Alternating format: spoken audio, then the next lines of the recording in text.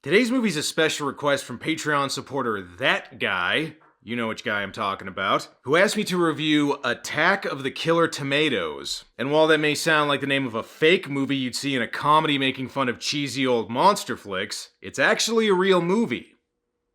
Which is a comedy making fun of cheesy old monster flicks.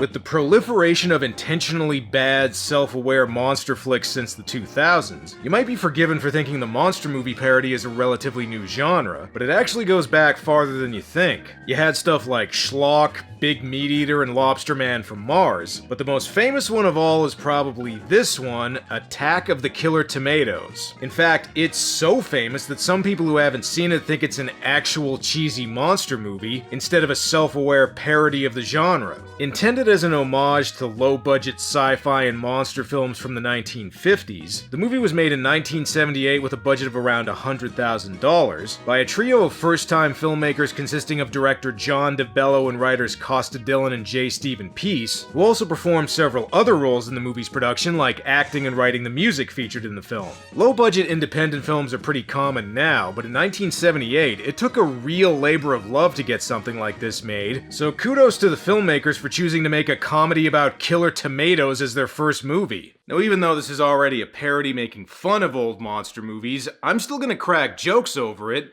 because this is the internet and it's kinda what we do here. So anyway, the opening text crawl references Alfred Hitchcock's The Birds, but if you ask me, this movie was inspired more by The Killer Shrews. We then cut to the present day, and you can tell it's the present because it looks like the 70s. Even though this is parodying old monster movies, the filmmakers apparently didn't get the memo about not showing the monster right away. Oh well, I guess when you have a grocery effects budget like this movie, you want to make sure to show them off. Now that we've teased what it's all about, time to get to the main thing most people remember about this movie, its famous theme song. Attack of the Killer Tomatoes! Attack of the Killer Tomatoes! They'll beat you, bash you, squish you, mash you, chew you up for brunch!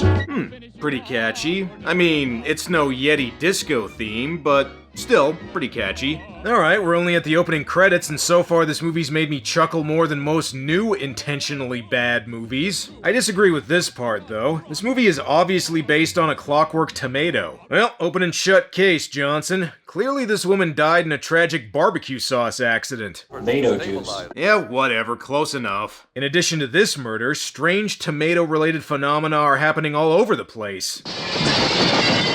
Look at the jack tomato, Martha. He got little Timmy. Poor Timmy. Ate him all up. Hey, they got rid of a potential Kenny early on. Nice. Apparently this all has something to do with a secret government project. Personally, I think the tomatoes are just sick of being exploited by Heinz. Hopefully the authorities can get to the bottom of this.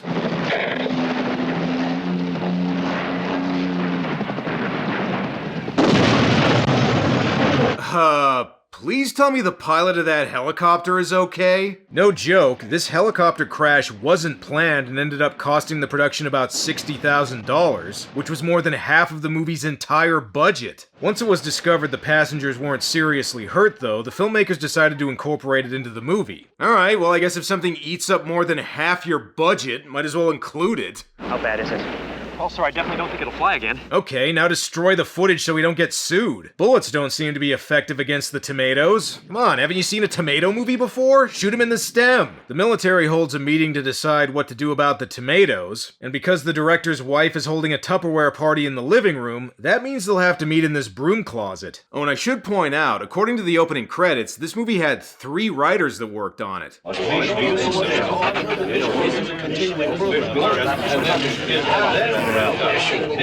Not one word wasted. Alright. There is some amusingly silly dialogue here, too. I've been following the personnel proficiency planning for Pago paratroop platoon patrols. Oh, Operation... What's the poop on? I heard it shit. To help with the tomato menace, they bring in a Japanese scientist. That makes sense. Japan gets attacked by all sorts of weird crap. Gentlemen, What we have developed is, in essence, a half-man, half-robot. See? They just imported him straight from a Godzilla movie. Careful, Doc, don't talk too much or Toho will block this meeting. Another weird thing about this movie, besides the tomatoes, of course, is that even though it's rated PG and for the most part is pretty tame, there's still a few gags in here that would probably get this video flagged if I showed them. This is man versus vegetable. Technically, sir, tomatoes are British cigarettes. He means fruits. I'll give you a hint. He didn't actually say British cigarettes just then. One of the ways they propose of dealing with the tomatoes is with a $6 million man. However, because the budget of the movie was only $100 grand and they already blew most of that on the helicopter crash earlier, the damn thing doesn't work. Instead, the government gets a guy named Mason Dixon to lead a crack team of agents that includes someone who looks like what would happen if Kurt Russell played Pippi Longstocking. And it's the 70s, so might as well put a Jaws parody in here.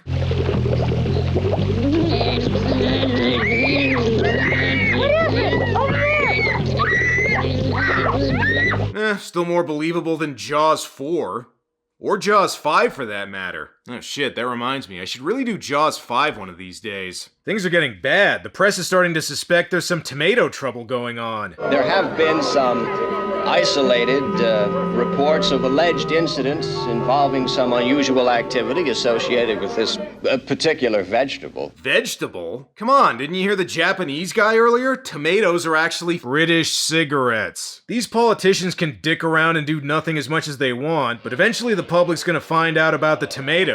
They even start invading this 70s dirt bike movie. Hey, look, it's a funky little tomato. Okay, good to know that even after that helicopter crash, they still had enough money for ADR. Oh yeah, I should probably mention, every time they show the tomatoes attacking people, they always make the same weird sound. Do you read me? Do you read me? Go away! Go away! I think the best way I can describe it is imagine if Tweety Bird did an impression of the Tasmanian Devil, and that's what these things sound like. I thought I saw a pussycat.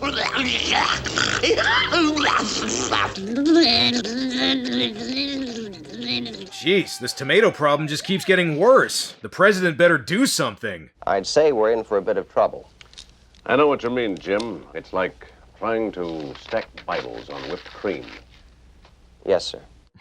Alright, that was pretty funny. For real though, as silly as most of the jokes in this movie are, there are some funny deadpan lines in here too, like when the president mentions using the Statue of Liberty as collateral for an Arab loan. You were in the Mideast last summer. How does the old girl look in the Dead Sea?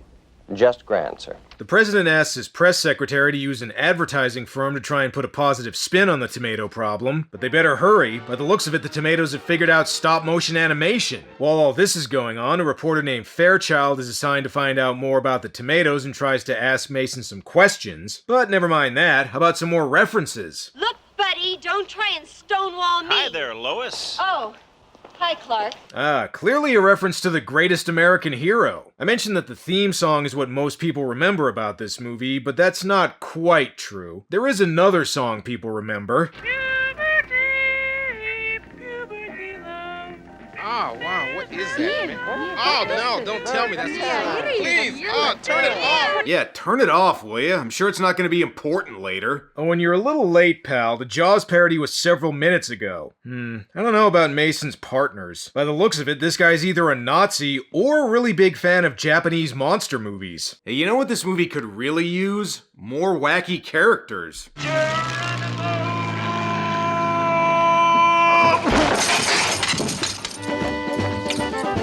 And there's one now. This is Finletter, a special agent who's been tasked with helping Mason. It's Adolf Hitler! Okay, come on, Finletter, take it easy. The jokes aren't as funny if you explain them, alright? We then cut to beautiful downtown Vancouver oh, okay, I guess it's New York. I don't know who this guy is, but he looks like he wants to film a tomato-themed porn. Jimbo, buddy, how are you? How you doing? Super, hey, the president tells me you have a situation, Jimbo. I bet I know who supplied all the coke on set for this movie. Important decisions are made each day, much too important for the plain folk to make. Okay, never mind. This guy couldn't have given people coke since he clearly just did all of it. Alright, I'll buy a used car from you. Just please stop singing. Alright, enough of these two. What are Mason and Finletter doing? We're not sleeping on the sidewalk. No campfire, sir? No campfire. Well, then what am I supposed to do with these marshmallows? I don't know, grind them up into powder. This guy'll probably snort it. You see that big building over there? It's called a hotel. You and I are going to sleep in the hotel. Okay, just be cool. We don't have a permit to film here, so if anyone asks what we're doing, just say we're in town for a convention. Fairchild's there too and wants to investigate Mason, but how is she gonna do that? Excuse me. The amphitheater room 401, I seem to have misplaced mine. Thank you. Okay, I guess in the 70s you could just ask for any hotel room key you wanted. And you could bring swords in there too. Next, Finletter's gonna go smoke inside a hospital. Fairchild tries going in the room and wakes up Finletter, but it could have been worse. He was jerking off to an episode of Three's Company a little earlier. Alright, I know this movie had a low budget, but these tomato effects are getting a little ridiculous. You know what would help with that though? Some product placement. This NBS News Hotline Bulletin is brought to you by Schritz Beer. You're never too drunk to ask for Schritz. Yeah, I prefer their old saying, it's time to get Schritz-faced. And in case anyone still doubts the severity of the tomato menace... What is it, Spot? What's in there? Gosh, Billy, I don't know. You stay there. I'll go look. Spot? Spot? Oh no, the tomatoes just killed the son of Sam's dog! Bad news, General, the tomatoes are getting bigger. Good news, there's gonna be plenty of ketchup for the mess hall now. And considering how it's been so far, I'm a little surprised the movie didn't make that joke. And there's even more bad news. This is a cherry tomato. Well, great, now they'll have to change the title. Jesus, the tomatoes are changing size even more than the Yeti in the last movie I did. They even kill female Kurt Russell. Oh no, now how is she supposed to be in that gender-bent remake of Overboard? That pretty much the whole world forgot was even a thing. Anyway, cut to beautiful downtown Moose Jaw. Oh, okay, New York again. With the tomato problem only getting worse, the government is tasked with trying to put a positive spin on it. Giant tomatoes mean bigger pizzas. He makes a solid point. Meanwhile, Mason narrowly escapes a tomato attack while Puberty Love is coincidentally playing on the radio, but again, I'm sure that's not important. Speaking of not important, what's the government doing? We cannot ignore local pleas for intergovernmental cooperation in what is obviously an affair best suited for international action. Okay, look fellas, you can filibuster all you want, but this movie's still not gonna be over 90 minutes. And if you think I'm kidding about this movie trying to pad the runtime... I've been following his assistant, but that's getting me nowhere. Followed? By who? Following who? His assistant. A spy. A spy? That's right. Wait, who's on first? Fairchild is told to try and seduce Finletter to try and get some information out of him, and this promises to be the hottest on-screen pairing since that awkward sex scene from Night Beast. I don't think you've made use of all your potential, if you know what I mean. All your potential. Hoo-hoo, I can tell she's gonna be a lot of fun. First though, let's do a little role-playing. I'll be the Manson family and you be Sharon Tate. Alright, that joke was a little tasteless, so to make up for it, here's one from the movie.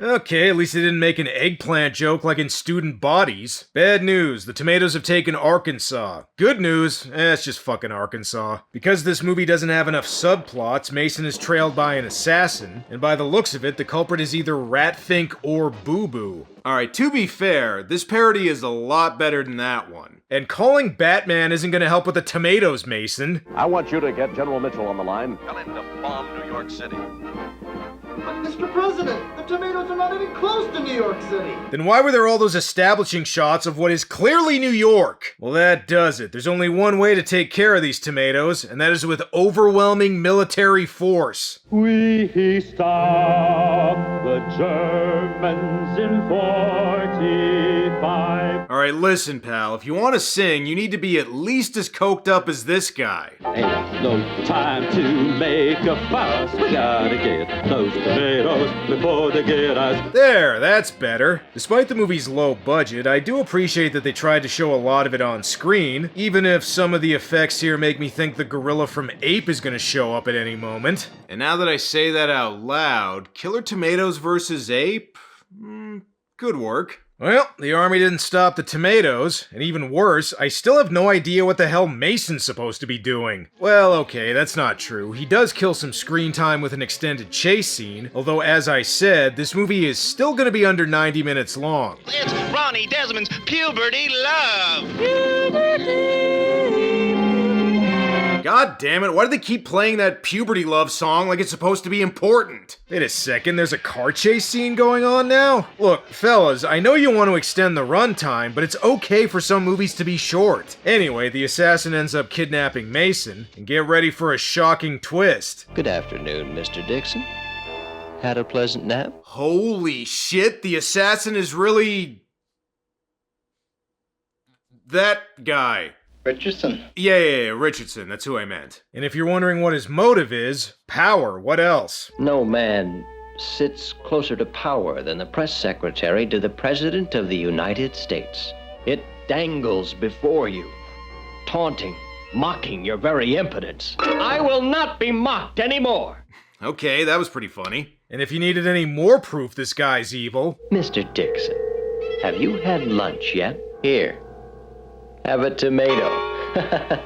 What kind of psycho has just a tomato for lunch? Richardson's about to explain his plan for world domination, but whatever, Finletter just comes in and stabs him. Real bad apple, sir. Don't you mean a bad tomato? At this point, Mason realizes that the song Puberty Love is the key to defeating the tomatoes. Oh, okay, I knew that song was going to be important. To help with defeating the tomatoes, Mason gathers a bunch of off-duty cosplayers and blasts the song over the loudspeakers at a stadium, and even though it says San Diego, I'm just going to assume this is still New York. Cover your ears, everyone!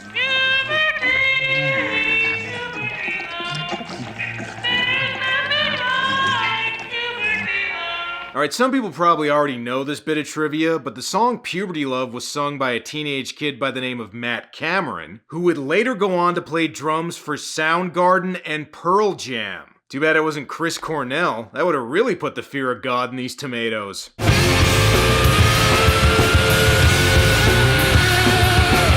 You know, considering the tomatoes end up getting beaten by a song, do you think Tim Burton was a fan of this movie? With the music taking effect, the crowd finally defeats the tomatoes by stomping on them, which they probably could have done the whole time. But oh no, one of the tomatoes was wearing earmuffs and cornered Fairchild, and she just finished making her Paula Poundstone cosplay. Not to worry though, Mason's got the sheet music, even written down that song's annoying as fuck. And so, with the tomatoes defeated, I guess there's nothing left to do except shoehorn in a romance subplot at the last minute. Mason?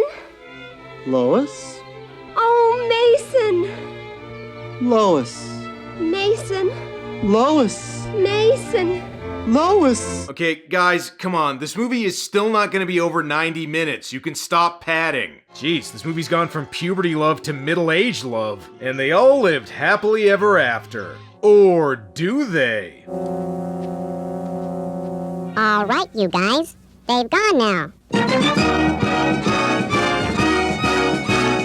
Normally I'd say no sequel for you, but believe it or not, this actually led to an entire franchise, including 3 sequels, a Saturday morning cartoon series, and even a pair of video game adaptations. Not bad for a spoof of cheesy old monster flicks. So considering this is one of the most famous monster parodies ever made, how does it actually stack up as a comedy? It's a bit of a mixed bag.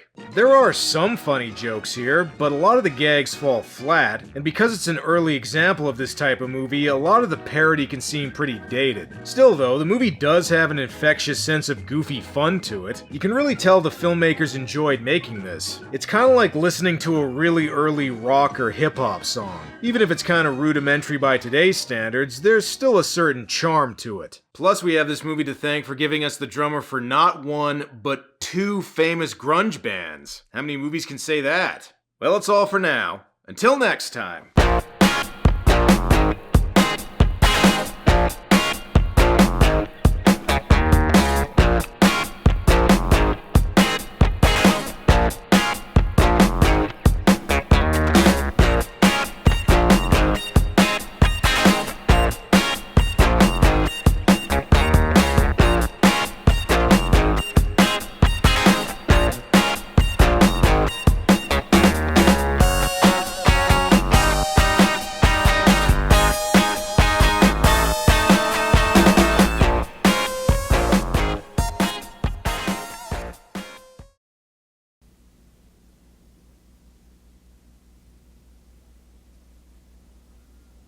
Tomato.